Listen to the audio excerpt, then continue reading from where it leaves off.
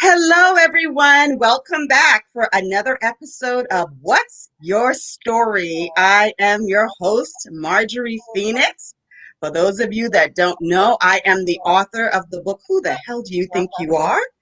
I am the founder of the Giving Voices Project, which is a nonprofit organization where we are the storytellers for survivors of abuse and people that have experienced violence and trauma.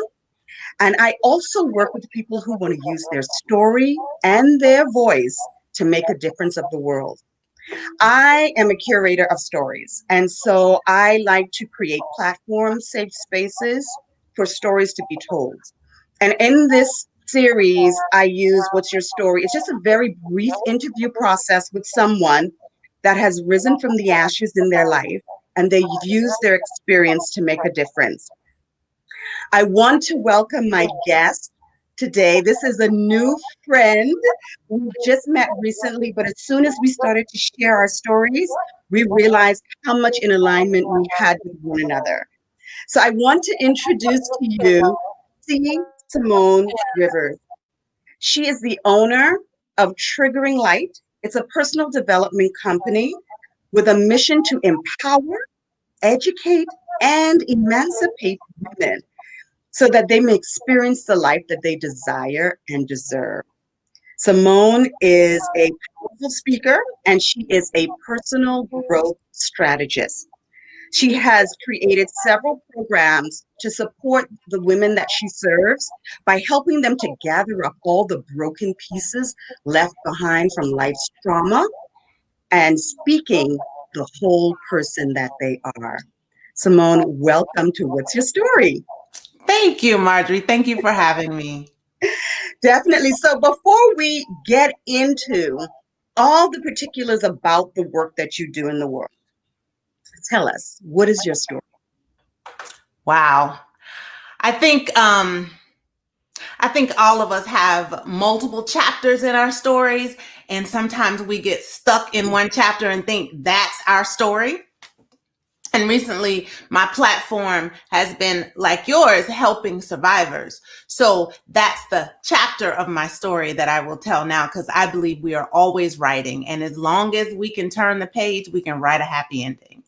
So my story, how I got to where I am right now, is trauma. Like most of us, we come to this place in life where we have to go through some things in order to get to some things.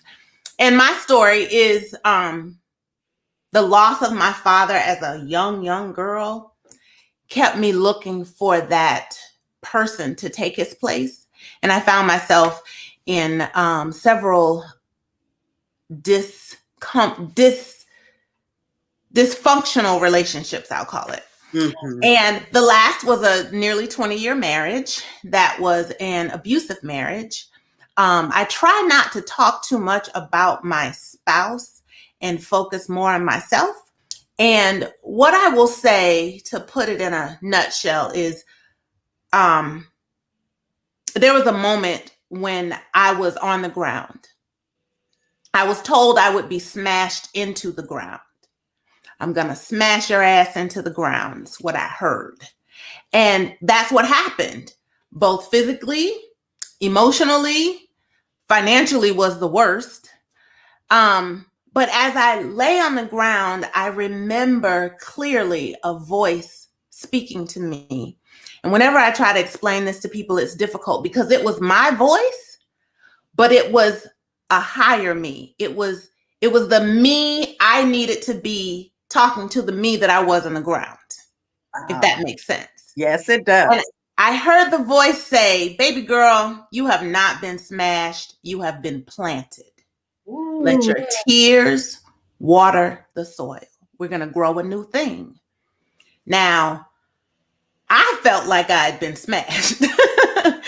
But you know how you can take that container and you push all the ingredients together and you just mix them and they create something really aromatic and good for the body. Mm-hmm. I feel like everything that happened for me, not to me. And I'm a better person because of it.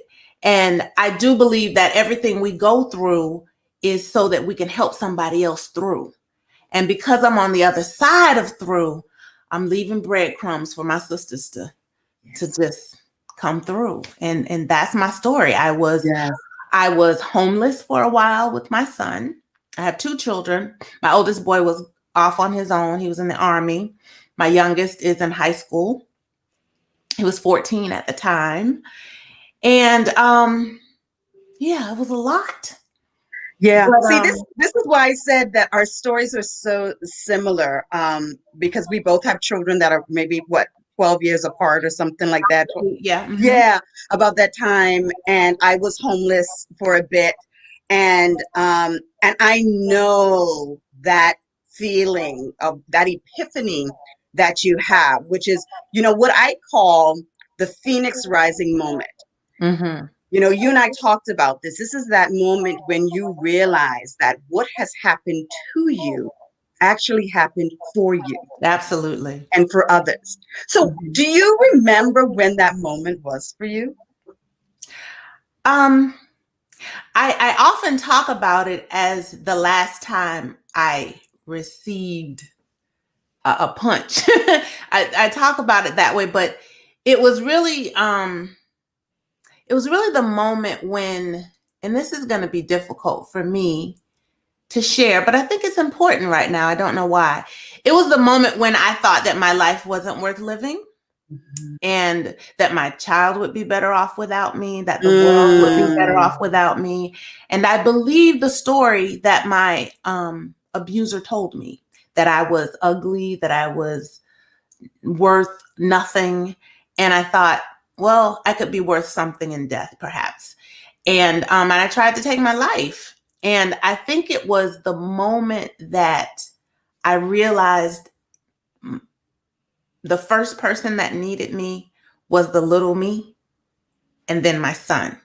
That was the epiphanal moment for me, was that I couldn't make my value this big as it is now, but I saw some change. You know what I mean? I Yes. saw a little bit of change Yes. that would make my son found me valuable. Do you understand what I mean? Yes. There was some reason for me to live. And he saved my life. He saved my life more than once. He saved my life. And that was the moment for me where I realized that I was co-creating with God. Mm. That I had some, and this was the biggest deal for me that I find most difficult to teach, because often we get something out of being a victim. People pay attention to victims. We Yeah. can get on the stage when we're victims. Oh, yeah. But one of the things that I had to do first was forgive. And I'm not talking about just forgiving people outside of myself, but forgive myself for making the choices that I made, because I was complicit in the position I found myself in. On my wedding day, I was putting Dermablend makeup on my boobs. So I knew who I was marrying. I knew that. And to pretend I didn't is just a lie. So I had to come clean with myself. And Yes. all of those in culmination created my epiphanal moment. Listen, you've just said something, because when I talked about forgiveness, especially as I was, going through, when I was like maybe in the crust of it, right? And people would come to me and say, you have to forgive. And this is something some people will not understand when you've gone through trauma and abuse and that sort of thing. And they think that you can just forgive, move on, that sort of thing. But there's so many layers, and that forgiveness it started with me. I realized that it wasn't about forgiving what he did, but it was about forgiving myself. And that's the hardest. For I was aware, right? And I saw the signs, and I can say, well, I didn't really recognize, I didn't really know, but at some point, like, where's the personal responsibility? And that's a tough conversation to have when it comes to abuse. Nobody really wants to go there. It's not about blaming and saying it's anybody's, it's your fault. It's not about that. But when you're going through healing and you really want to heal, we always have to go within and look at ourselves first. Like they always say, the change you want to see in the world, where does it Mhm. start? And Right? what's really interesting is, for me anyway, and I try really hard not to should on people. Mm-hmm. Your story is your story. The way that you come out of your story is the way that you come. The way you want to tell your story is the way you want to tell your Amen. story. But for me personally, I believe that we can absolutely blame the other person for our wound. Mm-hmm. Like there are my skin keloids. There are keloids on my body, and I Yes. know how they got there, Got there. right? Exactly. Yes. But we have to take responsibility for our own healing. Mm-hmm. And in taking responsibility for our healing, it's no longer important where the wound came from.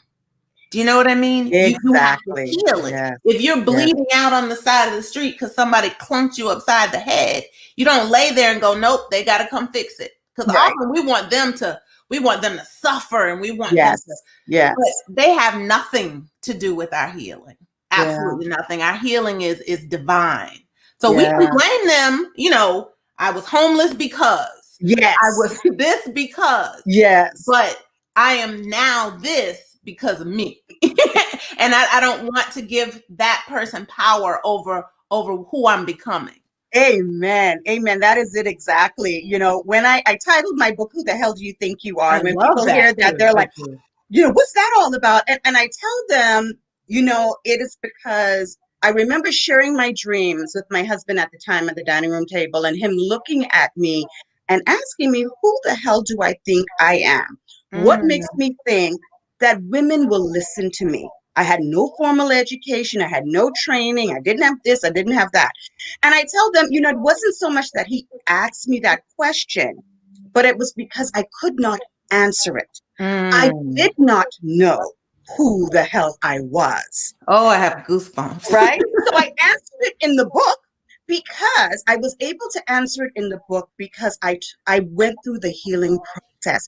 And in that healing process, I discovered who I was. I was co-creating with God, and through that, discovering who I was and the value. This is why I say our stories are just, and it's not just the two of us, Simone, that have this Mhm. type of journey. There are other women Yeah, there's out there's there. a divine feminine going through the Yes, same exact things in different ways. yes, yes, yes. So we go through these things, and now here we are. What are we going to do with what we have learned? What are we going to do with this information? And you called yourself a personal growth strategist, and I love that.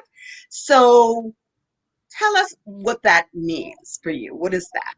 Well, let me back up just a little bit. You said, who the hell do you think you are? And the reason that resonated with you was because you had no answer, right? And you talked about what you didn't have.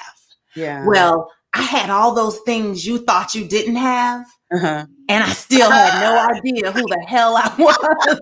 You know what I mean? I had an education. I have an MBA. I had Right. tons of experience. We had money. I had Mm. all the stuff, and still I was Yeah. completely unaware of who I Right. really was. So I, Right. I think that that's really important Yes, to say, that because is. sometimes people think that abused women or traumatized people are only that way if they're poor, or if they're of color, or if Yeah. they're fat, or Yeah. if, Particular group. and Yes. no, it is, Yeah. it is, it has nothing to, it could be anybody. Exactly. And I Exactly. walk the streets with my red bottoms on, looking cute every day, and Yeah. nobody knew what I was hiding. Isn't that Nobody something? knew what I was hiding. So Yeah. that was important for me to say, because I I'm know that glad there you is did. some woman listening right now who is ashamed, and Yes. shame keeps us from getting help. Amen. That's so important. I'm glad you backed up on that. Yeah. So tell us a little bit more about growth strategy. So I believe that we are always growing. I love the orchid behind you. Beautiful. And if you look at orchids, they have a period of time where they're beautiful. They're standing up straight and they're in bloom. And then they have a season when you see no flower. And you have to cut it back, and you might see a leaf. Usually you just see these little sticks standing up. And often when we're in that space, which is through our abuse, we think we're dying. But we really just need a strategy for growth. We need to know what waters our spirit.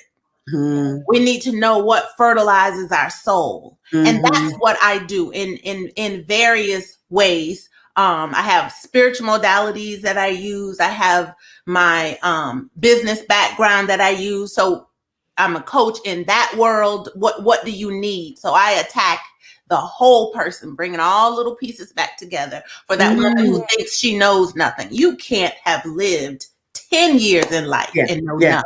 That's you know something that you can share with someone, let alone a woman with a plethora of degrees and she has imposter syndrome, right? Right. We often suffer from that. I know I did. Yes. In my growth, I learned what were the minerals and the things that needed to be in the soil in order for me to grow. And I have honed in on all of that and created some processes for women to do the same. So I am an advocate for your possibilities. Oh, I love that. I love and you know what's so important about that is that as you are moving through not just one experience, but you're going to go to another. Somebody said something the other day. So everybody in life, either you've just come out of an experience, you're getting ready to go into one, or you're in one. Right. Okay. This is just life's journey. And I think what is important and what I had realized as well was that there's a three-pronged approach to really going through that and healing and feeling whole again. And it's the mind, body, spirit. Right. I agree with that. Yes. All of those three things have to be in, and especially if you're in the midst of it. Working on all three of these. And one of the things that I've noticed as I've worked with women who now want to either write their book or start a business, based on their experience, is they still aren't ready. There's that value piece that you're talking about that still needs to be worked on, that's holding them back. They step forward a little bit. Yes, I'm ready. But then there's something when you start to really get into it, they're still not ready there. And so that is really an important part there for you as a growth strategist, is so you sort of help them with that developmental part. Right. And that's why I have so many different programs, because when I was building my business, I started when I lived in Germany. I don't know if I told you this, but I lived in Germany for more than a decade. And in that space, my husband, as I call him, was the breadwinner in the family. But I've always, everybody has a seed inside of them that has a desire to blossom. No matter what stage in life you are, where you are in life, what you're doing, whether you're a stay-at-home mom or a businesswoman or whatever, there is a seed of potential that inside of all of us, dying to grow. And sometimes when you're in an abusive situation, they're always keeping you covered, and you're trying. I felt like a grand oak planted in a pot on the porch. Couldn't get the roots out, but always giving. So in my business pursuits, that's how I started. I started just offering what I had. I learned German so that I could teach English to German professionals, because English was the language of business. So that was my start. And then one day I walked in the grocery store, and mind you, I would get dressed to the nines to go to the grocery store. I had nowhere else to go, but I needed to hear from somebody that I was worth something, because at home I never heard that. I never even heard my name. I Oh, was wow. always, this is my wife and mommy. I had Mm. forgotten who Simone was, but I would get dressed and I would go to the grocery store. And one day I got dressed and I went to the store and a woman said, wow, you're so pretty. Who does your makeup? And it just popped out of my mouth. I'm a makeup artist. I went to MAC. I got certified. And while my husband was at work for 2 hours a day, 3 times a week, I would go to different people's houses and do their makeup, and I would hear their stories. And I Yes. would go, wow, we have a lot in common. Now I wasn't Yeah. telling them mine. I was Yes. not telling them mine, but I was listening to theirs and offering advice, and then they would come back and I started doing eyebrow days where I would shape eyebrows, and That's why your makeup always looks so flawless. it kept growing. You know what I mean? And I went Yeah. from that to teaching confidence courses where I Mm. started with plus size women, letting them know that it's I have an hourglass figure that will take you more like a week. Look at You know, that. I never believed that there was anything made that had no value. I And love that that. includes all of us. I So love I would that. just start instilling in them. And as I Yes. was instilling in them, I was pouring into To myself. yourself. Yes. And Yeah. I launched, I wrote a book, Authenticity Matters. And I realized that it was when I was my authentic self that I mattered the most to the world. And I had to take off all the masks that I was wearing. Mhm. I had lots of them. I had my Mhm. church face. And Mm. I had I had to be the arm candy when we go to the Mm. work functions, and I had to stand up straight. Nobody could know what was going on in my life. And when I started to peel them away, I realized that I mattered more to the world in that fashion. I had a TED talk that kind of launched the book because it was all about a conversation I had with a woman who had been actually planning her death. She was getting the right outfit to wear, and she wanted when people found her to find her elegant. And she didn't do it because we had an afternoon together, a perfect stranger. And I Mm. was just being myself. Look at And that. and I believe that there is value in who we are I love that. authentically. Yes, yes. So Yeah. when I hope you there's a woman out there listening to this right now who doesn't think that they have what it takes to help or encourage and empower another woman. And it doesn't take any sort of training. that's the It, point exactly. yes, I started out doing eyebrows and I got more and more confident. And that's why my programs they speak to the whole person, because she yes, might want to start a business, but she doesn't feel that she has value. So we got to start there. We yes, got to yes, start on the house that love built, right? yes, yes, yes. And there are layers to it. So it depends on where you're coming in. Hmm. And I speak to the whole person. Yeah, that is just beautiful. And that brings me to, because I love to play on words. And Mhm. so when I saw in your bio to empower, educate, and emancipate, I was like, okay, she's got to tell us those three things. Really want you to talk more about emancipation, but just touch first what that means for you to empower, educate, and then emancipate women. Well, again, I think that everything has a process. So there's a beginning, there's a process, that starting point, and then the process, and then the whatever you produce, right? Hmm. If you look around the world, everything works in that Order. Yeah. infinite Hmm. loop. So empowerment is the beginning, right? For me, it was taking a deep breath and going, I deserve to live. I deserve to be here. I deserve the things that I want, and believing that.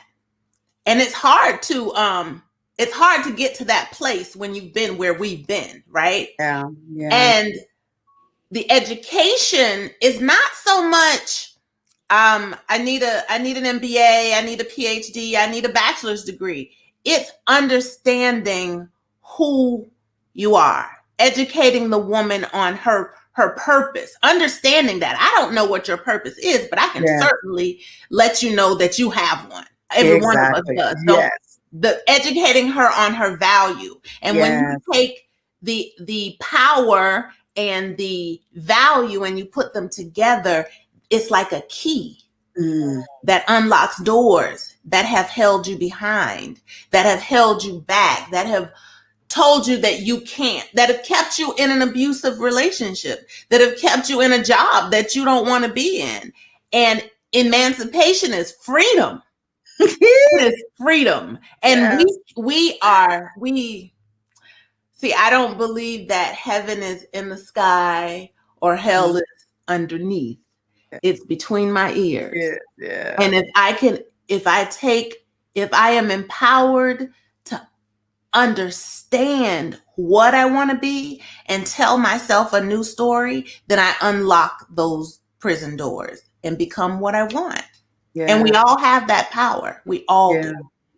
Honestly, freedom, when you talk about, because that's exactly what I thought about when you said about emancipation, and this idea of totally being free to be who you really are, to live the life you desire. Yes, free to use your voice in whatever way you want to use it. Absolutely. Free to explore your purpose and the things that you are here to do in the world. That type of freedom, that is actually what we need now more than ever. We need people to have a free mind, free self-expression, all of that. I love what you do. When that's how we connected. I think you told me that that you use the arts to express pain and overcoming, and I just love it. Yes. So I'm all about that, and I feel like self-expression can happen in so many different ways. You are an orator. You use your voice. God has given you, that gift. So you can use that very powerfully and move people.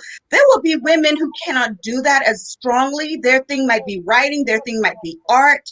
It might be just working with groups, whatever that is. We don't have to be like one another. Absolutely. And your light, my light does not cast a shadow on anybody. We illuminate a path for them to find their own light. Exactly. And that's why my business is triggering light. There's a project that I'm doing right now. I call it Grown Woman Shit. Ooh, I love it. SHIT. Shifting how I think. Because just like we were talking before, there was that epiphanal moment when we shifted the way we thought about ourselves, the way we thought about our spouses, the way we thought about the prisons that we were in, and we wanted freedom. And I have met so many women, but there are 11 women who have chosen to be a part of this project, and all of them come from different walks of life. They're of different ethnicities, different races, different age groups, from 30-something to 70-something. And it is such a powerful example of, though we're all very different, we are aligned in empowering, educating, and emancipating women. And I think we all can do it. Definitely. We all can do it. Yes. Reach one. Yes, definitely. So we do that by connecting and collaborating and creating community with one another and having conversations. Absolutely. And that's exactly how we did it. And so I am so happy to be able to have you on and to share with us. And I did put up your website and a link to a free offer that you have. Can you tell us a little bit about the free offer?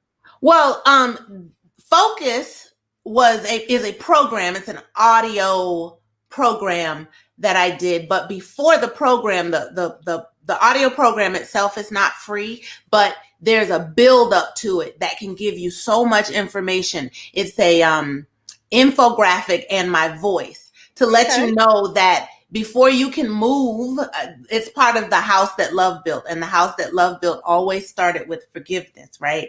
So the focus is an acronym. Okay. And the F is to forgive. It starts with forgiveness, and it's focused on forgiveness, right? It starts with forgiveness. You have to, I'm losing it now. I can't remember. But basically, you're going from forgiveness to support. Okay. And not only are you getting support, but you're offering support to the next person that needs you. Because again, once that flower blossoms, the petals fall to the ground, and it prepares the ground for the next flower to blossom. Yes. And it's just perpetual. It's just perpetual. So you speaking with me fertilizes my life, and I thank you for it. And I hope I do the same for you and other women. And it's just perpetual. Yes, yes. So it's an opportunity for you to just listen. You don't have to buy anything. You don't have to do anything, but listen and just let it feed your soul. Yeah. It will. Yeah, that's beautiful. Thank you again, Simone. See Simone Rivers, y'all, for joining me today. And I want you all to please come back. I'm doing What's Your Story series at least twice a month. You can watch it here on Facebook or on YouTube. So we are streaming in both areas at the same time that you can watch it there. And then I also want to remind you all that Storytime and Wine is coming up this month. Just that sounds before yummy. election. Oh, we're going to be talking about voting. We're going to be sharing voting stories, and we're going to be talking about voter suppression. So I want you all to look out for that information to join us for that discussion. So until I see you next time, go out and change the world. Thanks for joining. Thank you.